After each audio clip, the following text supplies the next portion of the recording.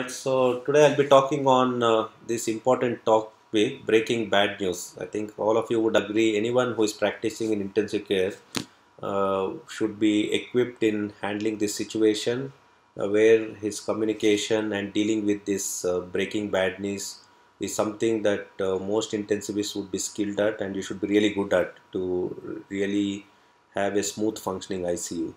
So what I'll be covering is, I think these are the topics that I would be covering. Principles of communication. So we need to understand communication is not only about verbalizing or articulation.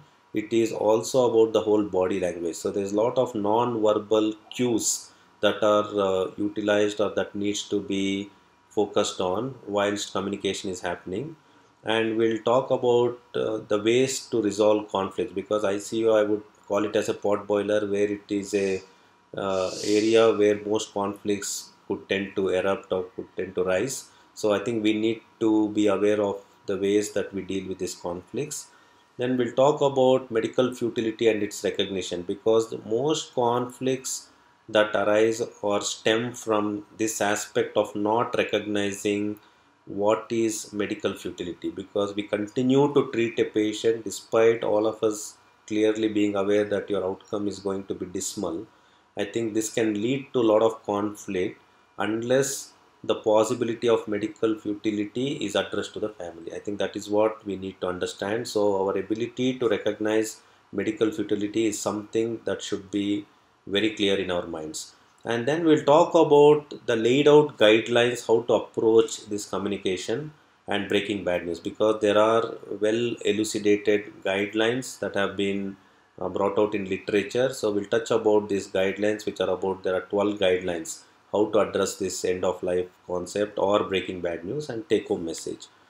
So I think one thing we need to understand is, when we are dealing with a death or end of life, I think all of us agree that end of life discussion is very difficult. It is very stressful, and there is lot of skills that one would need to handle this end of life. And why we say it is very difficult, because there is increased sensitivities involved when you're dealing with end of life with patients and with all the patient's family, because that is something which we need to have in mind, because the sensitivity quotient is very high when you're dealing with a death or end of life. So I think one important thing we need to be aware when you're dealing with end of life is hearing, because more than talking, when someone is venting out their grief, or when someone is venting out their anger, or when someone is venting out their frustration, I think one thing as every intensivist should have is their patient ability to hear them out rather than speak. So hear them out completely, whatever they have, before even we try to confound, or we try to interrupt, and we try to address their problems. I think first sort of a principle, or the character that we should possess, is to hear them out patiently. And most importantly, the body language, because I think this is a very simple intuitive things but seldom done. So when we are dealing with a end of life, or when we are dealing with a bad news meeting, how we position ourselves with the patient is very important. So we cannot be standing in front of patient with our hands in the pocket in a arrogant way. So the leaning forward position is something that is always emphasized. So we need to sit with them, and we need to be very forthcoming, and that leaning forward sort of shows your intent and commitment that you are there for them. I think that is something which is extraordinarily emphasized in most literature, and I think that's very intuitive to us. We should put up our body language in a way that it appears very compassionate and empathetic. I think that is something which we should focus on, because we cannot be standing with in a very arrogant way. And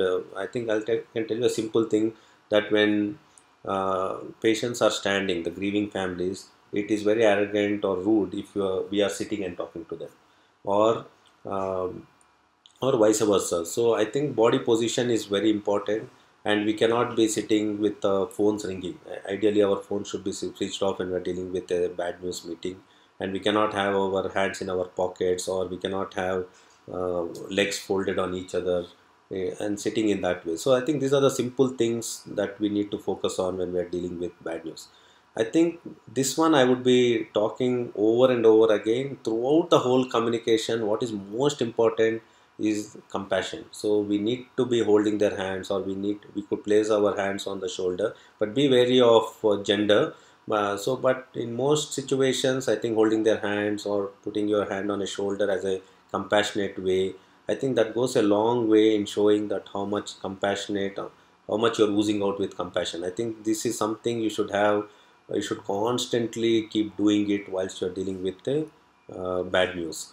So, and the goals of any bad news is to have absolute consensus. So, when we are going and articulating to the family that their dear one is going to die, or their dear one is not going to do well, so what it means is there should be an absolute consensus. I think this consensus is a buzzword which should ring in your ears every time, because there should be a consensus between all the treating teams. Because if you go and tell a family that he's not going to make it, and then a cardiologist walks in and says everything is fine, heart is fine, so there is hope, let's see, then it becomes a huge problem in the way that you have communicated.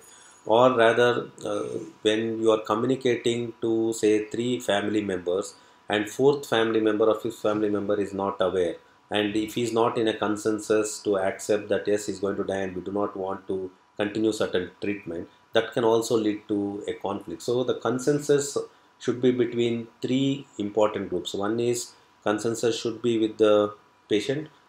Ideally, consensus should be with the all the important decision making family members, and with all the treating specialty. It's not only intensivists, whoever doctors are involved in the care of the patient, there should be an absolute consensus, and that remains a very important goal.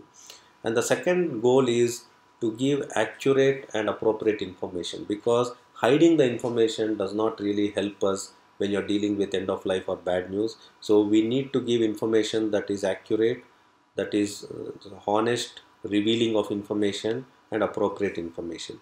And the third important goal is, see, you may have consensus, you may be giving right information, but the patient may have a lot of doubts in his mind. I think we should tease out these doubts or questions that may be lingering in family's mind. That is very important. So often in my communication, I would ask them, because sometimes when you're communicating with the family, they may appear very blank, and we would not know what is running in their mind. And many a times, I think my team would agree. So I would ask them, so can I know what is running in your mind? It's very important to ask that, because they may have some thought which may be really out of the context, and they may be hesitating to bring it out. So it is our responsibility to bring the thought out and see what is troubling them and resolve them. I think that is extremely important. So these are the important goals when we are communicating with any of the patient family about and dealing with the bad news. So I spoke about non-verbal communication. So the communication is not only about you articulating or verbalizing or vocalizing. It is about non-verbal. I think the way to remember is you have a mnemonic called SOLAR. So S stands for looking into the eyes, squarely looking into the eyes. So when you are communicating, it becomes very inappropriate that someone is standing there and you look towards another side and keep talking, because you need to look into an important family member whom you have identified them as their decision maker. Look into their eyes. Looking into the eyes is extremely important. And open body. So like as I said, you wouldn't want to put your hands in the pocket, or seeing the phone, or looking tense. So you need to be relaxed, you need to be leaning forward, and that is also an important body gesture that you would expect when you're dealing with bad news. And this L stands for leaning forward. So as I've been reiterating, open body and leaning forward. So this is an important component while communication. So we need to be forthcoming. So if they are sitting, maybe you may have to sit next to them and lean towards them. Don't lean away from them. When they come closer, you should not be retracting. You should be more closer to their, more proximate and more compassionate. And eye contact, I think, so squarely is being at their level. So you are at their level, so you are not superior, you won't be it's not ideal that they are standing and you are sitting, or you are standing and they are sitting. So it's always expected that you are at the same level. And eye contact, E stands for eye contact. And R is relaxed body. So you wouldn't want to put your pockets in the hands in the pocket and look tense. So you should be relaxed, because if they find you tense, then you know there's something wrong, and your ability to gain their confidence will be something which will be troubled. So I think solar is something which is a mnemonic, which is mentioned in the literature. This is something which is very intuitive to all of us. I think this you could keep in mind when you're dealing with a family during the bad news meeting. Then there's something called spikes approach. This is also non-verbal cues to communication. Yes, again, as it reiterates, it's make them sit, because it's not always ideal that you are communicating bad news when they're all standing. So ideally, in our situation, in our hospital, we have a counseling room. We make them sit, and we do sit with them. I think that makes acceptance and dealing with the bad news a lot more better than them standing, because you may have instance where you have broken a bad news and they may suddenly collapse, which is not a good thing to have.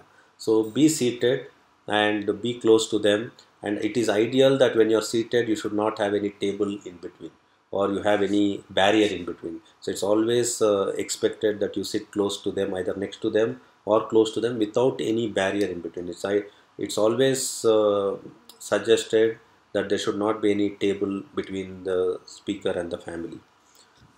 Okay, and the spikes is P stands for perception. So perception is again trying to understand. So initially I think during my communication, when I go start off the conversation with the family, I think the first thing I would say is, so can I know what all you have understood until now?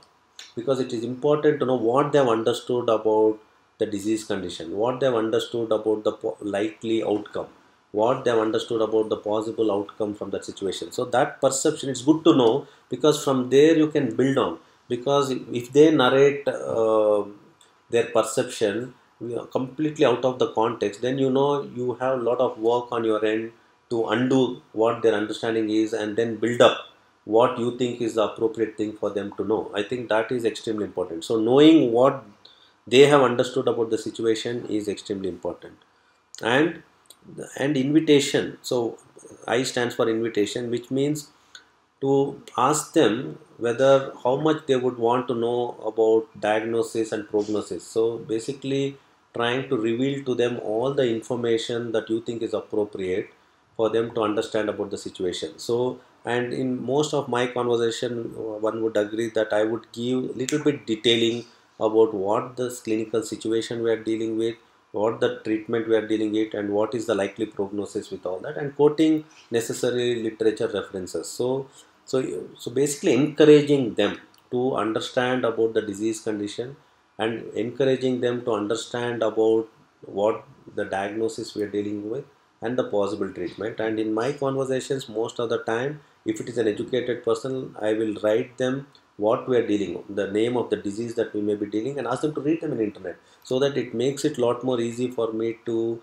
make them understand about. And when they read about it, I think their ability to reconcile to the disease process also is much better. And knowledge, I think invitation, knowing and encouraging them to know, and knowledge about illness and progress, I think these two go in tandem and they are complementary to each other.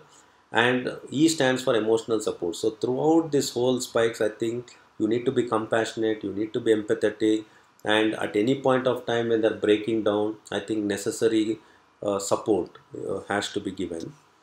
And S stands for strategy. So after you have done all this, obviously you would plan what you would sort of indicate to them what is the plan of treatment, and what is the strategy, or what is the proposed plan of treatment that you have, and you would document that. So this is the spikes approach, which basically encompasses all the other different domains that you should keep in mind whilst you're communicating.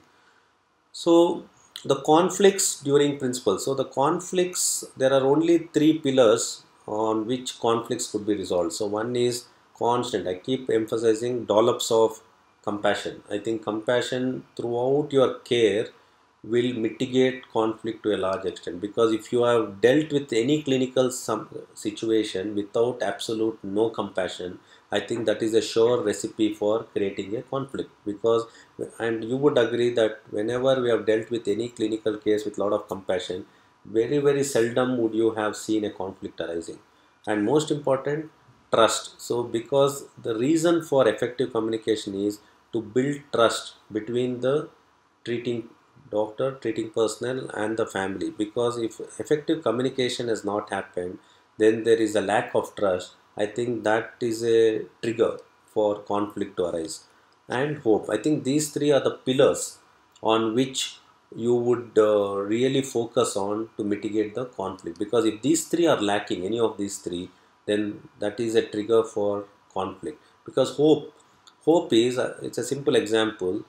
Throughout the conversation, you would try to create some hope. Whatever be the situation, you'll say, we are doing the best. Our hope and prayer is that your dear one would get better in and responding well to the treatment that we are giving. That hope, although the fact of death is mentioned to them, despite all this, your dear one has a risk of dying, but we are working with whatever hope we have and a prayer, earnest prayer, that there is a small likelihood that he may do well. So that hope, because look at the other way, you go to a patient, we are doing everything, but still he will die.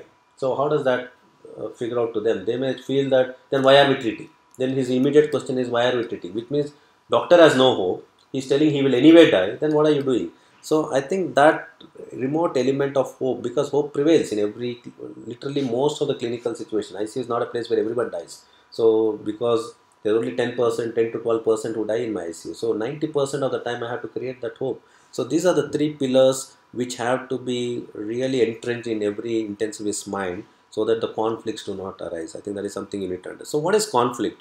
So conflict is basically the definition is what the situation currently is and what the family believes should have been. So when there is a dichotomy between these, I think that is when the conflict arises. So patient's family is hoping the situation would be what they expected, but what you are articulating is something contrary to their understanding or to their understanding of the clinical situation. So if there is a wedge between what the situation is and what they think the situation is, that is when the conflict arises.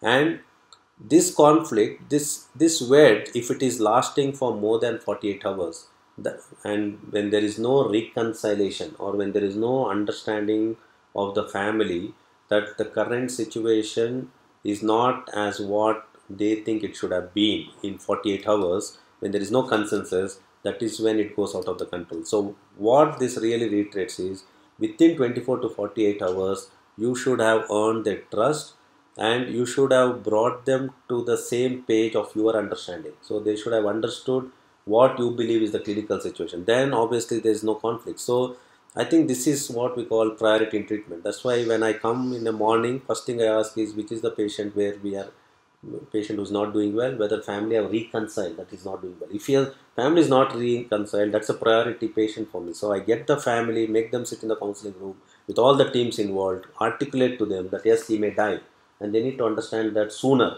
because if they do not understand sooner, you may have a mayhem when the patient dies. I think that is something very important. So how do you resolution? So the resolution of conflicts is always with making with a staged communication. When I say staged repetitive communication, which means one communication may not, so there are difficult families where one communication may not help them to reconcile. So you may need to have staged counseling and repetitive counseling, so that constant reiteration of all these elements should help them to reconcile that their dear one may not do well. So, and when you sit, you always talk about clinical consensus. So when I sit with a difficult, so we may have a difficult family where they're telling patient came well, now you are telling he's died. So most of this conversation you have to say, although I am articulating to you, whatever I am articulating is a consensus between my whole ICU team and between the other teams that are involved. So we are all on the same page. And suppose if there is a cardiologist, kidney specialist, or a hematologist involved, I'll say we have discussed with everyone, and all the teams we together believe that despite the best treatment that we are doing, I think still there is a high likelihood that he may die because of whatever organs that have failed, blah blah blah. So this is what we are. So constantly we are telling, although I am articulating to them, I have to bring forth the point that whatever I am articulating is a consensual sort of an opinion of all the teams that are involved. That is extremely important. And always, even with this, you may have difficult families who may raise a lot of suspicions or speculations. Then at that point of time, you should almost always encourage that, please, we encourage you to take a second opinion, so that they have absolute conviction that the best care is being given to the family. So that second opinion is something that we constantly do with difficult family. We say, so this is our opinion, but we suggest that you take a second opinion from the same specialties elsewhere, so that it is for your comfort level. We would always say it is not, we are telling what we believe we are doing is the best thing, but we want you to be convinced, so please feel free to take a second opinion. That is something we should always encourage. And legal course is the last resort we should do. I think if there is a conflict where they may threaten you that they would seek a legal opinion, I think that is a situation none of us would want to be. So most very rarely or remotely we would encounter the situation where a legal sort of a help would be needed. Okay, so we'll move on now to understanding this medical futility. So I think Hippocrates, around even 2000 years back, I think he had mentioned that, who is the father of medicine, not to treat patients who are overmastered by the disease. So that's Hippocrates' Greece term. So what it means is, even many years ago, I think people have realized if someone is overmastered by their disease, we should not be treating them. So this is apt even now, even thousands of years later, we still believe this is something which is more sensible. So there are different types of futility. So there's something called physiological futility, there is quantitative futility, there is qualitative futility, there is lethal condition futility, and there is imminent demise. So physiological futility is where despite the best efforts you are not able to achieve physiological endpoints. So like your vasopressor need is skyrocketing, but you are not able to achieve the MAP. So your oxygenation is not getting better despite your intubation and mechanical ventilation with FiO2 more than 100%. I mean FiO2 at 100%. So quantitative futility is where despite all the best efforts or organ supports, the possibility of him surviving is less than single percentage, maybe less than 5%, 6%. So that is quantitative futility, where the possibility, the statistical possibility of him surviving is very small percentage. So that is quantitative. Qualitative futility is what we deal generally in ICU. Qualitative futility is where despite your best efforts, you may give him life, but his quality of life is abysmal. So he may be bedbound, he may be in a persistent vegetative state. So that we believe is as good as death. So qualitatively, there's absolutely no good in reviving him and getting him to a situation where his functional quality is absolutely appalling. Lethal condition futility is the typical example I would give is where you have a aggressive malignancy with distant metastasis all over. So you know for sure there's no reversible component to it, and he's on a organ dysfunction. So you know for sure the background disease would not allow him to get better, and he would die. So that is something which we call it as futile.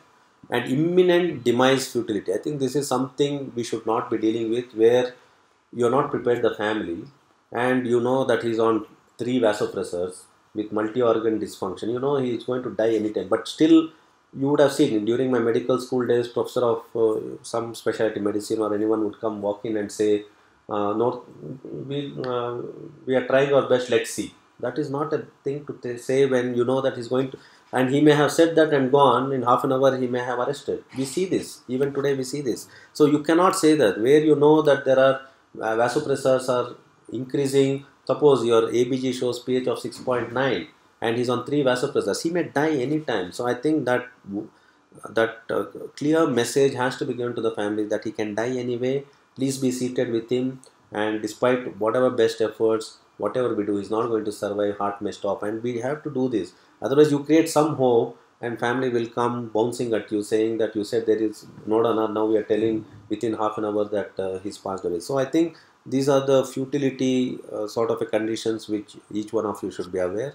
So so now the question comes to your mind, how do we recognize futility? I think these are the simple things to keep in. These are the generic sort of a broad conditions we deal in ICU.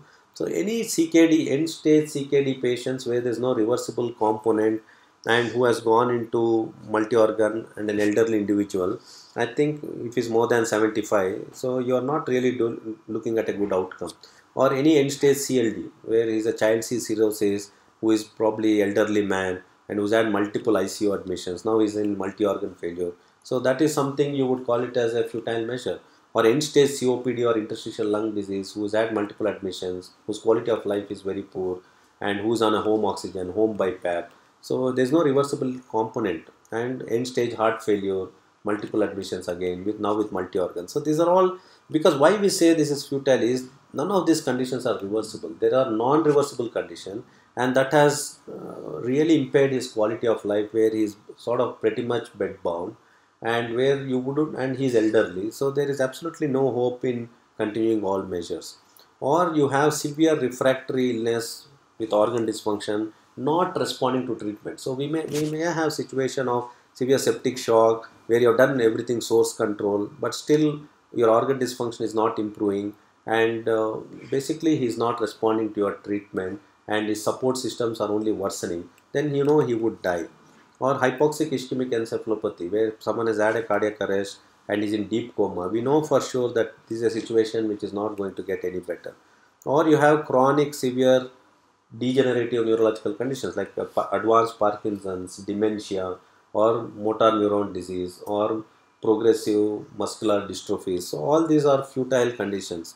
Or you have metastatic cancer, or you have others where that there is very poor hope of survival. So these are pretty much the broad conditions we see day in and day out in intensive care, and you should be in a position to recognize that these are all the futile situations, and you should be talking to family upfront about what may be the likely outcome. So now we'll move to the guidelines how to deal with the breaking bad news. So the guideline one is your objectives and subjective assessment of medical futility. First thing is to recognize which are the patients in your ICU who may not do well. So recognize clinical futility and recognize that whether the patient is in a dying situation, and you have a good ability in ICU to predict what may be the likely mortality with various mortality tools that you have, and your clinical acumen. So first step is to recognize which is the patient in your ICU who is going to die. Keeping all that background information that I've told you, and applying your clinical acumen. First thing is to recognize. The second step is to gain consensus. So once you have recognized, yes, this patient is going to die, the second immediate thing is you talk to the other co-specialists who are involved in his care. So if it is an oncology patient who is dying, first thing you should call up an oncologist and tell him, so this patient is not doing well, and this is what I'm going to tell the family. So I just want to keep you updated. Or a cardiologist or a nephrologist, and he should say yes, okay. Because if he suddenly says that no, I think we should do everything, then we should call him down, have a reasonable sort of a discussion, and gain some. Because before you communicate to the family, there should be an absolute consensus between the doctor, treating specialist, and then to the family. I think and then you should communicate to the family. Okay, so and then after that only you need to address the bad news. If there is difference in opinion between the other specialty, that difference in opinion should be sorted out even before you go. See, multiple times in my practice where I would communicate with family as a multidisciplinary team meet, even before we go to the family, all the co-specialists, we talk to each other, and each one of us are absolutely clear what we are articulating, and it will be a singular voice that will be communicated. Because when we are sitting with the family, there won't be any dichotomy of thought process between the specialties. That is extremely important.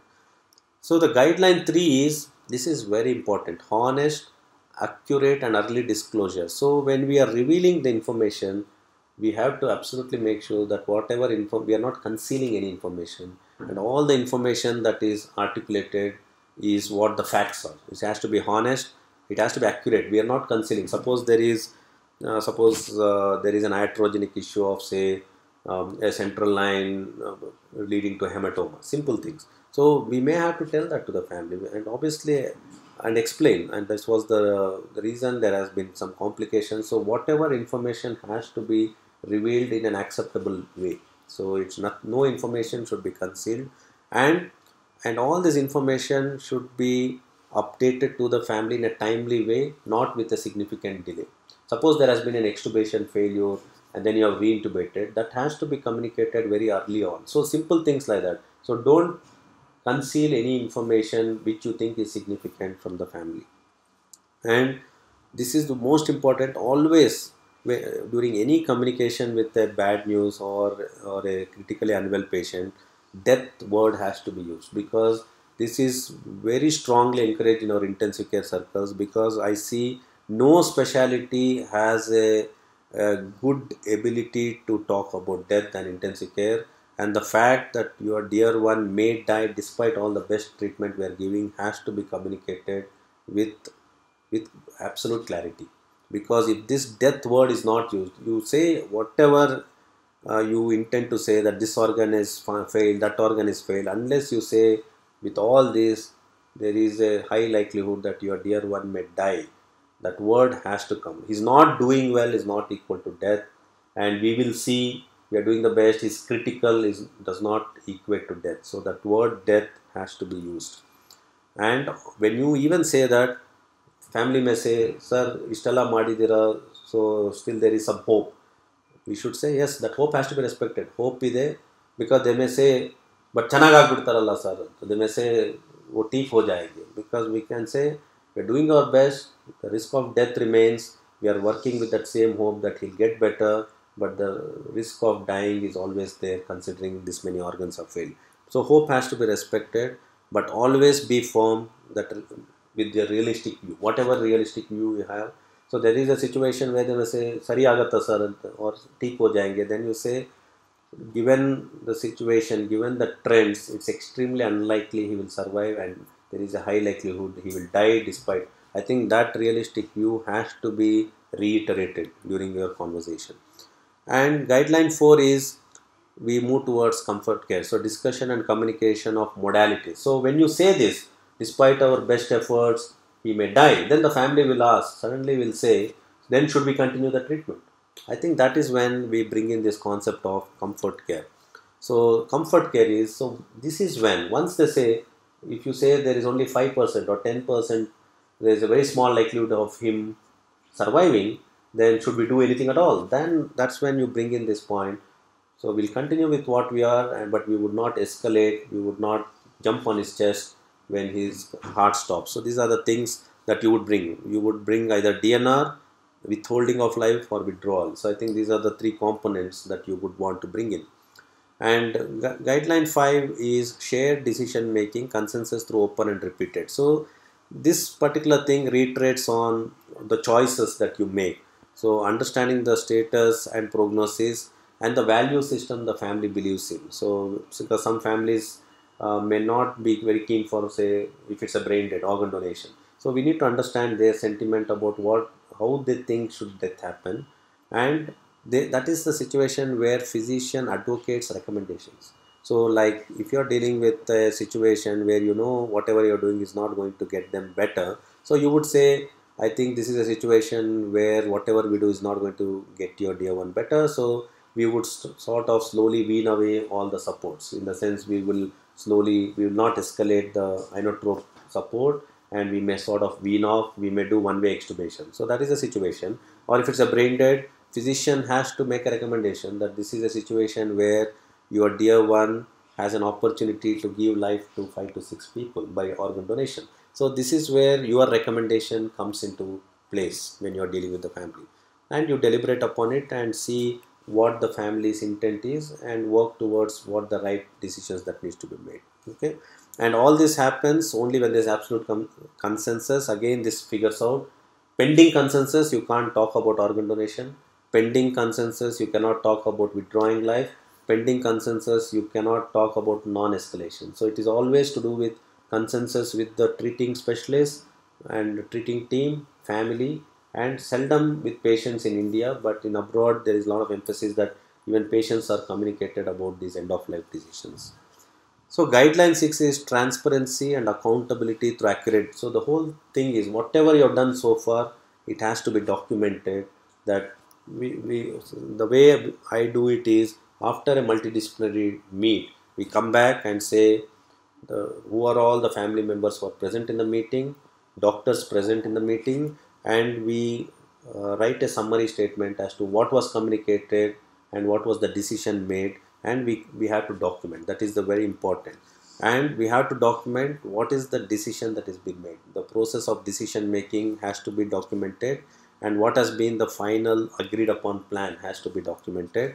It has to be signed. So we have a electronic documentation, so our login and the note we put in with our username password becomes sort of signature to this.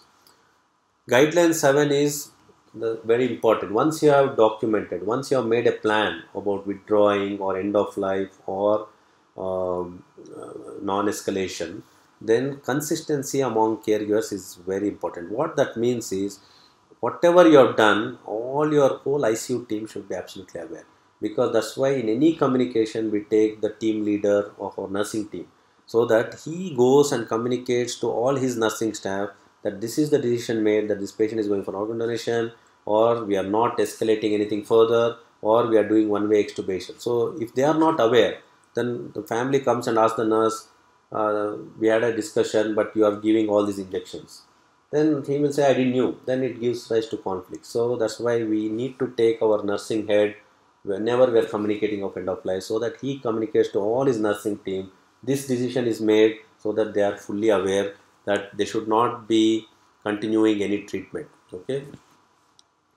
So they should be aware of cessation of disease specific therapy. So unnecessary antibiotic, once you have agreed upon not escalating or not continuing aggressive measures, then we should not be doing unnecessary stuff. So that is something the nursing team should be aware, physiotherapists should be aware, because physiotherapists should not come and keep banging their chest when you have decided that you are not going to escalate the therapy. So I think these are simple things that need to be aware. And what that means is, then the focus shifts from treating aggressively to keeping a patient pain free and keeping him in comfort. I think that is what it means. And throughout this, there should be consistency. Whatever we agreed upon in that multidisciplinary team about the decisions made, that consistency has to be maintained thereafter, and there's no retracting. Suppose you have agreed upon one-way extubation. I'll just give you an example. You have agreed upon one-way extubation, and then he is sort of troubled. Then suddenly a nurse or anyone who is a caregiver should not say, should we intubate this patient again because he may do well. That question should never arise. Once decision is made, all of us should stick to whatever the decision, and we should not retract and try to encourage certain confounding thoughts in the family or in the treating teams.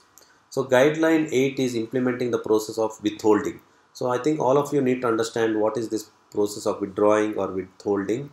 So what it means is, we call it as non-escalation of treatment. Basically, once you have agreed, it's a futile process, it's not going to survive, you're not going to escalate. No new treatment should be initiated. Once you have made the decision, you don't come back and start a new antibiotic based on a culture. So you should just stop all that. And you should try to wean off ventilation. So what that means is, once you have made the decision, you have no business to start increasing the FiO2 or increasing the PEEP. So you're not doing anything. You are only bringing down all that irrespective of what monitor shows. And your intent or your effort would be to wean off and stop vasopressors. And if someone is on dialysis, the first thing you would do is stop dialysis. You would not want to continue dialysis when you have agreed upon that dear one would not do well, and they have agreed that yes, he should have a peaceful journey. And in my practice, once we have done any of this, we would extubate and allow him to have a peaceful journey. This is, bear in mind, always re-emphasized, in absolute consensus with our treating specialists and the family, we have extubated. I mean, this is called withdrawal. We do wean the support, and once a reasonable window is there, we do extubate, put them on a left lateral position, and we start morphine infusion and allow them to have a peaceful journey. This is done. It's been 10 years since I've come down from Australia, and this is what we have practiced in my ICU. So it's absolutely the right way of doing it. And stop all unnecessary medicines. There's no need for all the medicines which are useless, like starting antihypertensives or starting any other medication. So generally, when withdrawal or withholding is agreed upon, we usually scratch away the whole medicines. What they need is only the nutrition. Even that is heavily debated in the world, because in some places they even stop nutrition. But in India, because of the value system, we do continue nutrition, but no other medications have any role at that point of time. And nutrition, as I said, we continue, but in other countries there is an argument, they would stop nutrition also. So for all this, preparation is the key. So you need to have the absolute process in place, understanding, and you need to be prepared when you are doing this withdrawal process. So the guideline 9 is effective and compassionate palliative care to patient. So after you have done all that, you weaned him off vasopressors, weaned him off ventilation, weaned him off all the drugs, weaned him off all renal replacement therapy. Throughout this, concurrently, what you should be aware is, you should focus on keeping him pain free. So you don't do this when he's gasping or when he's in lot of grunting breathing, agonal. So what you do there is you have to start some baseline analgesics like opioid infusion. So what I do is we start off morphine whilst we are doing this weaning off all these aggressive supports. So your focus should be on keeping him pain free and keeping him. He should not be aware of the dyspnea or the short of breath or any other problem that would cause pain or distress to him. So review your protocol, review your medications, and stop unnecessary thing. And when you've done all this, the last thing you would want is doing a blood gas. So blood gas or sending a hemoglobin. So all the investigations should be stopped. You should not be doing any other investigation. And once you have agreed upon withdrawal, it doesn't mean that you run away from family. Communication should continue to happen even after the withdrawal or withholding is happening, because family should be reassured and explain what is happening. I'll give you an example. Suppose patient is on a ventilator, he's died. We have had situation where family comes, sir, his chest is still moving. He may have a flat line. So even before that happens, very often I would have said, be seated.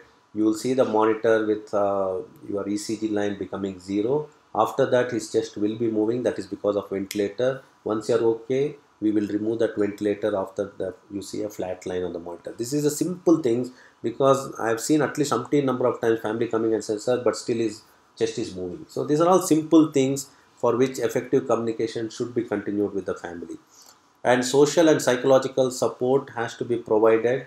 Like when there is a death happening, invariably I tell my team leader in the nursing staff to allocate a caring nurse with the family to be present, because we should not have a situation where a nurse is taking care of 2 3 patients and she is not able to give time to the family. So that's what it means. And spiritual help is something we encourage. Like if it is a Christian, you can encourage them to get a father to bless them. If it's a Hindu, we tell if they have any priest to come and chant some prayers. Invariably we see this happening. Like Islamic people, they would want a priest to come and read Quran.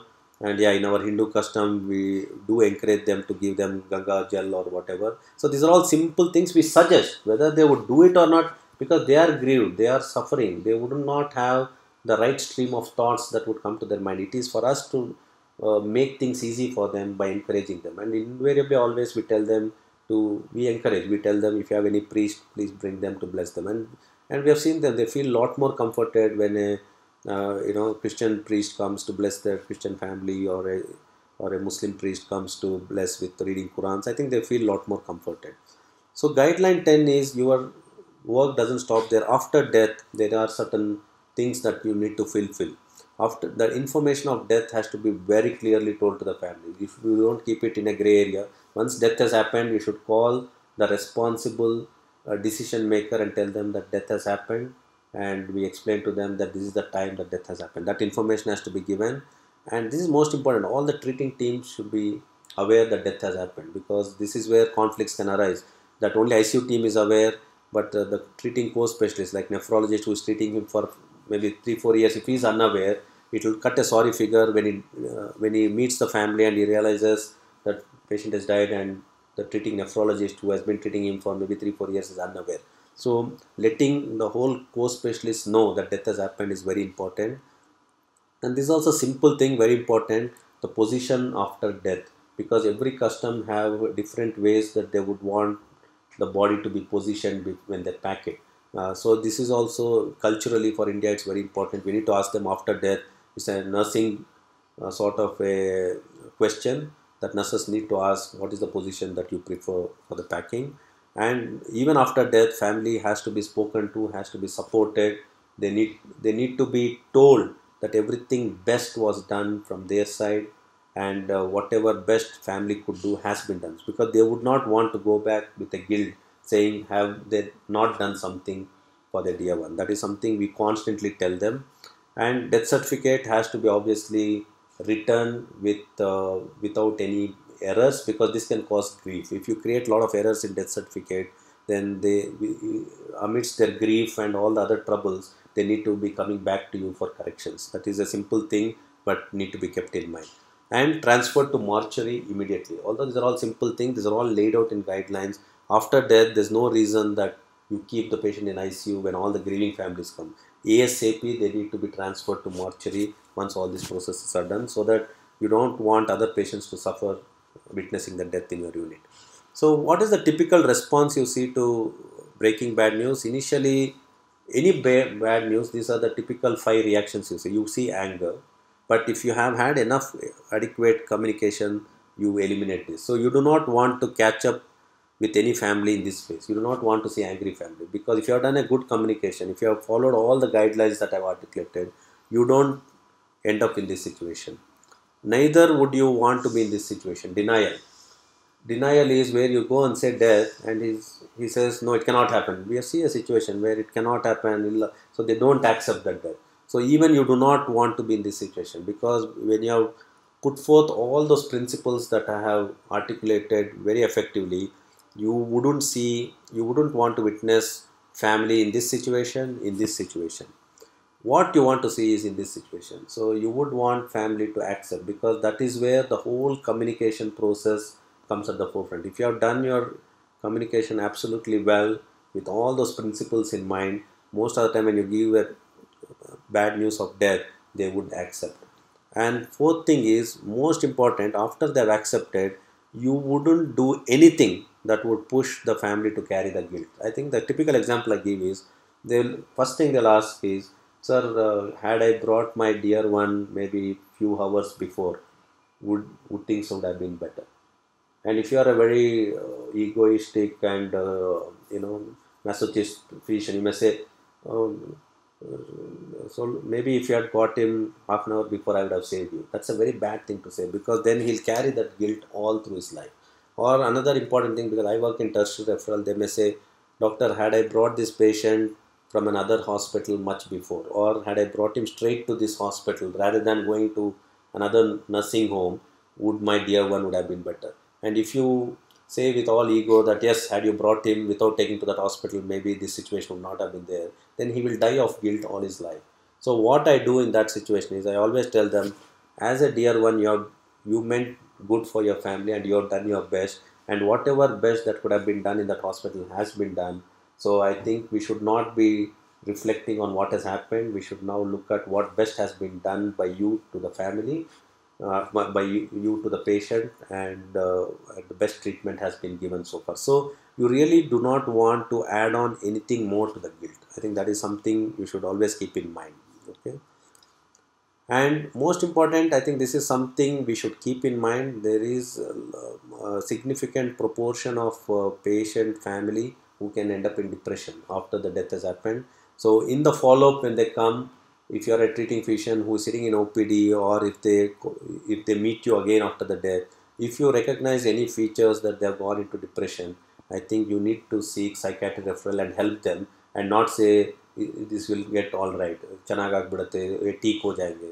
Because if you see the signs of depression, you need to refer them to psychiatrists, because they may need medications to overcome their depressive element. So these are the 5 stages any family would deal with when they are dealing with a death. So you should be in a position to recognize which situation you are catching the family in. So ideally, I would want to catch the family in this, and I would not want to even add 1 paisa to the guilt component. And I should be in a position to recognize which are the families which may go to depression when they come for follow-up or when they contact me later. So guideline 11 is bereavement care support. So bereaved family, this usually I hand over to the nurse. If there is family who is very very bereaved, very very grieved, and they are not able to cope, I think they need to be identified. And the bereavement support group is something that is a well established entity in the Western world. I think in India we need to have this bereavement support group, where you have a support group which could be contacted, who could come down and talk through the process, because they have gone through the same process, and they may relate better with each other to try to see the ways to cope with the grief. I think this is something which I think should evolve in our country. Again, communication should continue during the bereavement phase, and as I mentioned, psychiatric referral has to be given in situations, because in India we see a very hysterical situation where they may get very hysterical, they may run around, so there they may need tranquilizers, or they may have to be sent to emergency department for some sedations to be administered to calm them during that situation. So guideline 12 is for administrative purpose, reviewing the whole process, how things have evolved. So you need to, after the death has happened, so nurse may come down and say family was not happy about the whole process, or my treating team was not happy the way things were handled. So we need to review. If that situation arises, we need to see where things went wrong. So basically throughout we have to see whether the family were kept well communicated about what we were doing, and we need to review and see whether the family really understood and accepted the way things were communicated and the whole process of death.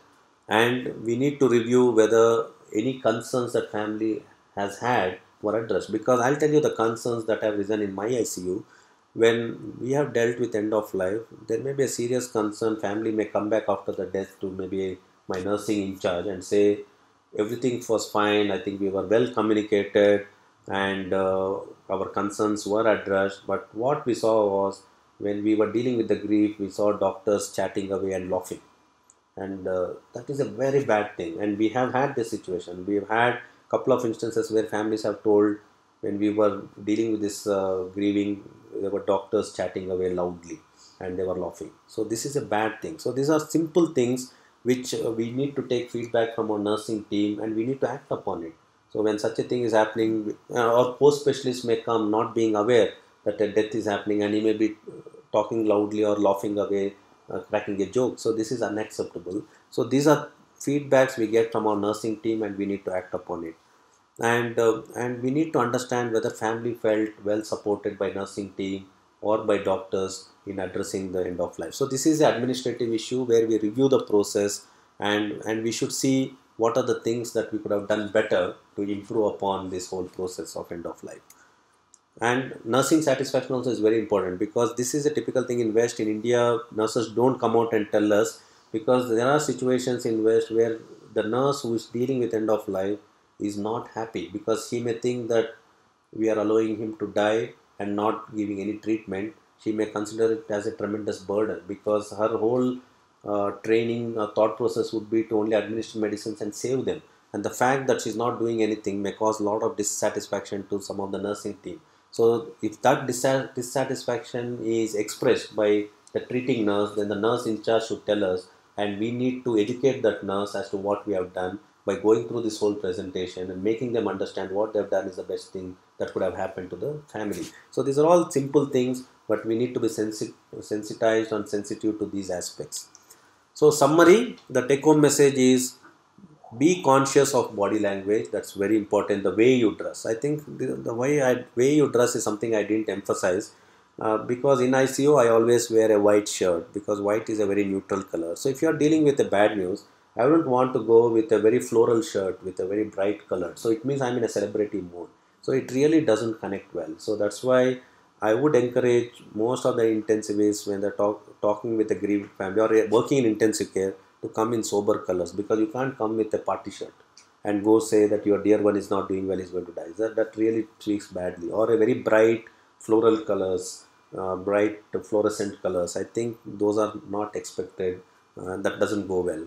And modulation of language, because I know many doctors sometimes fail to modulate, because when you're dealing with a bad news, I think your voice need to be a lot more sober and cannot be very loud, shrill, and in an authoritative way. It has to be very submissive in nature. I think that is also very important.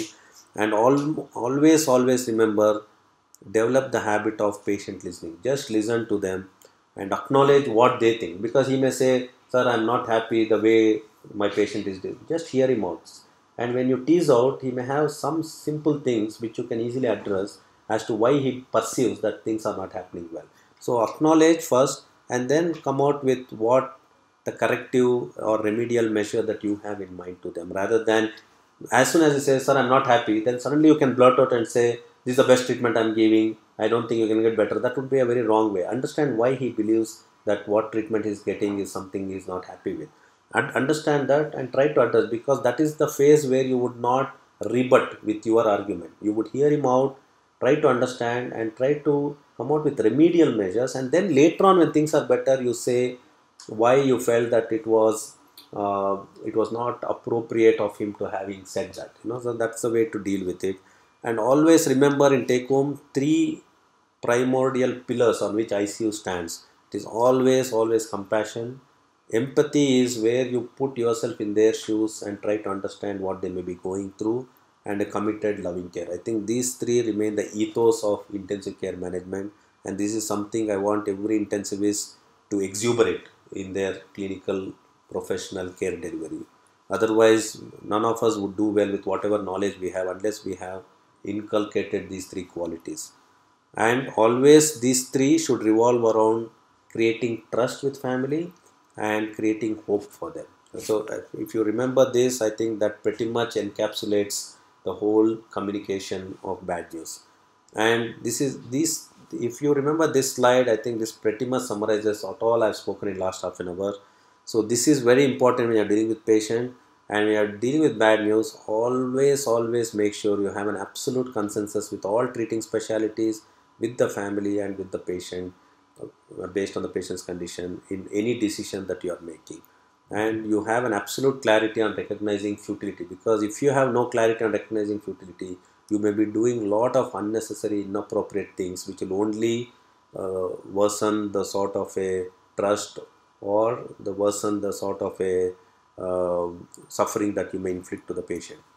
And always document all the things that you have communicated to the family, and review the whole processes that you have in ICU. Take the feedback.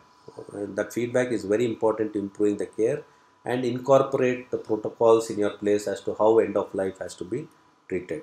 So this is a very useful quote for you to remember, which was made by Buckman in 1992.